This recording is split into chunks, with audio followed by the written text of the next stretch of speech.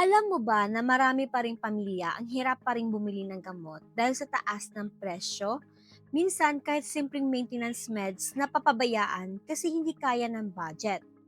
Hi mga karikrot, Jen here. Good news dahil may bago ng programa ang PhilHealth na tinatawag na gamot o Guaranteed and Accessible Medication for Outpatient Treatment. Ang ibig sabihin nito, may benepisyong gamot na pwede mong makuha hanggang 20,000 kada taon kung ikaw ay PhilHealth member. Disclaimer lang, hindi kami konektado sa PhilHealth. Ang goal lang namin ay mag-share ng verified information mula sa official circular para mas malinaw sa lahat. Ano bang PhilHealth Gamot? Isang bagong programa para matulungan ang mga miyembro na makabili ng outpatient medicines mas mura or libre. Applicable ito sa mga sakit na hindi kailangan ma-admit sa hospital. Makukuha ang gamot sa mga drug dispensing facilities na accredited ng PhilHealth, gaya ng piling botika o hospital pharmacies. Saklaw at limitasyon. Covered ang mga gamot para sa outpatient treatment. Hindi kasama ang gamot na ginagamit sa panahon ng confinement sa ospital or emergency care. May fixed fee para sa bawat gamot sa listahan. Ibig sabihin, standard ang presyo. May annual benefit limit or ABL na 20,000.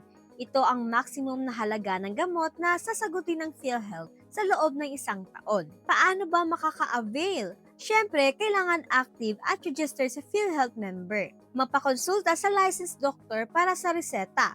Ang reseta ay kailangang may encode sa gamot system. Kumuha ng gamot sa accredited gamot facility. Bibigyan ka rin ng gamot availment slip or GAS para makita ang record at natitirang benepisyo. Pwede ring mag-refill para sa maintenance meds depende sa advice ng doktor. Para sa mga facility or butika, kailangan accredited ng PhilHealth para makasali sa programang ito. Dapat ay may lisensya mula sa FDA or DOH at sumunod sa IT at documentation requirements. Ang accreditation ay valid hanggang 3 years at sa simula, waive muna ang accreditation fee para makaengganyo ng mas maraming butika. Paalala, kapag naubos mo na ang 20,000 annual limit, ikaw na ang sasagot sa sobrang gastos. Kung branded at mas mahal ang gamot kaysa fixed rate, may dagdag kang babayaran. Siguraduhin na sa accredited facilities lang kukuha ng gamot para valid ang coverage.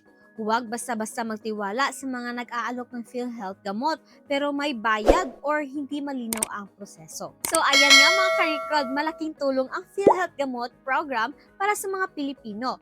Bilang miyembro, maaari kang makakuha ng gamot hanggang 20,000 kada taon, libre or mas mura.